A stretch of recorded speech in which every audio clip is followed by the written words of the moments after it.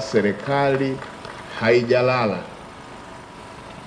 kwa kujenga mradi mkubwa ambao utatoa jawabu mbadala inapotokea hali ya aina hii. Mheshimiwa Waziri Mkuu, ombi ambalo tunaomba sisi kama wizara, kipindi hichi ambacho tulichopitia nikiwa kama waziri wa maji na watendaji, natamani siku waziri mwingine akija asikutane na hali ambayo tumekutana nao sisi.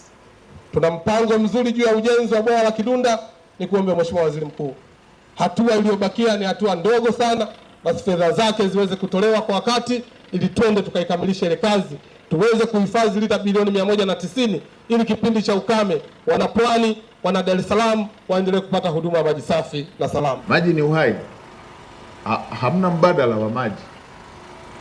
Kuna vyakula vingine watu mnaweza mkakua usikutane nacho na ukaishi, lakini maji hayana mbadala. Na kama kwa lugha ya sasa wanasema kubipwe, tumejaribiwa hivi kwenye kuchelewa tu mvua, tumepata taharuki ya aina hii. Tukamilishe hii miradi ambayo ni jawabu la hali ya aina hii ikitokea.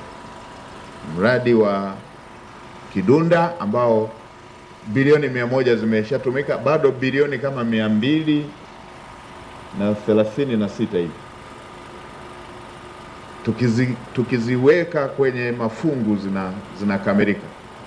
Lakini pia tukamilishe tuanze ule wa Rufiji ili kuweza kujipa, na bahati nzuri ule mradi wa Rufiji ni utekelezaji wa ilani hii mpya ambayo inaelezea kwamba kutakuwepo na gridi ya taifa ya maji, kuyatoa kwenye, imefanya vizuri Wizara ya Maji, mapping ya nchi nzima ya kutoa maji kwenye mito ambayo haikauki, peleka kwenye matumizi ya lazima haya ya maji. Kwa hiyo hii tutakapokuwa na kikao, tutaweka mpango kazi, tubane matumizi sehemu nyingine ili wananchi wapate maji ya uhakika.